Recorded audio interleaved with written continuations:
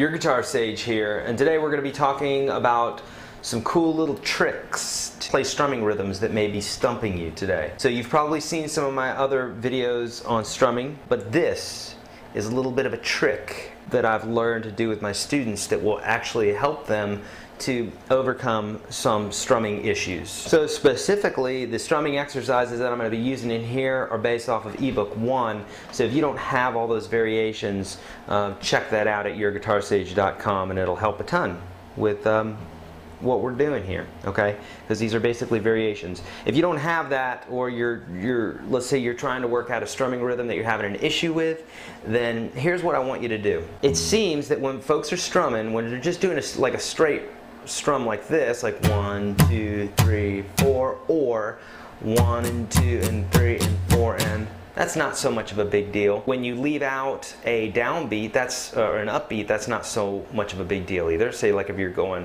1 and 2 and 3 and, well, or actually that one would be a downbeat, but if you're saying going 1 and 2 and 3 and 4, 1 and 2 and 3 and 4, not a big deal. It's when you leave the downbeats out where things get a little squirrely. Here's what I want you to do. Instead of playing down here on this section of your guitar, I want you to play on the neck. That's one trick, and I'm going to show you why that's a trick in a minute, and then I'll show you another trick. So let's take a little bit more of a complex strumming rhythm. Say the very last one of level 5 in EBOOK 1. That very last one is a very common strumming rhythm that you'll hear in a lot of tunes. Say like Good Riddance by Green Day.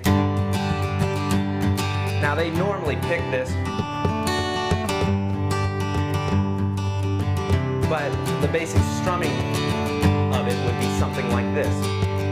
1, 2 and 4 and 1, 2 and 4 and 2 and 4 and 1, 2 and 4 and.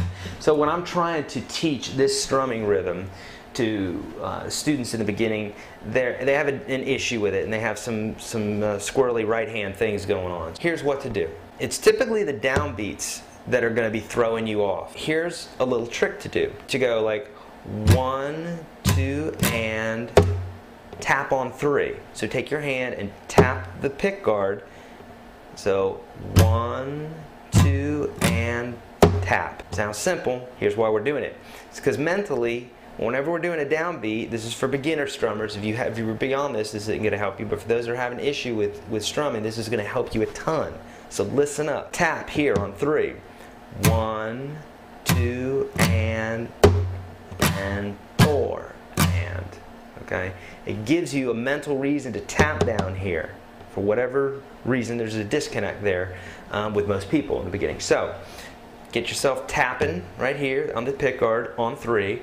1, 2 and 4 and 1, 2 and 4 and then you can speed it up. 4 and 1, 2 and 4 and 1, 2 and 4 and. You could actually use that for a tune anyhow to add a little percussion part. So that's a good habit to get into. Eventually what you want to do is you want to wean yourself from doing that, okay? So just go 1, 2 and 4 and maybe just graze the guitar or something like that. Then don't do it anymore, okay? On to the next one. By the way, you can use this for any of the downbeats of the rhythms that are in levels 3, 4, 5 of the strumming section of EBOOK 1. It's actually going to be in some other ebooks as well, but it's in EBOOK 1 right now. So here we go. So here's another trick.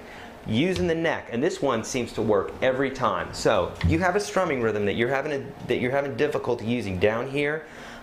Bring it up here, do it up here. Why?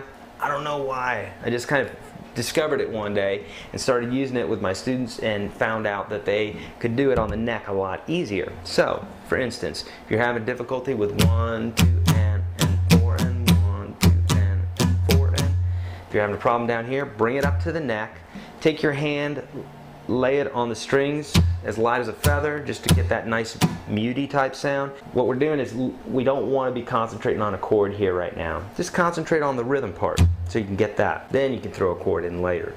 Okay? Practice your rhythm on the neck, and I guarantee you that that's going to help you a ton with your strumming rhythms if you're having any issues with it. Alright? So if you haven't already, go to YourGuitarSage.com, get the ebook. It'll help out a ton. And until later, we'll see you.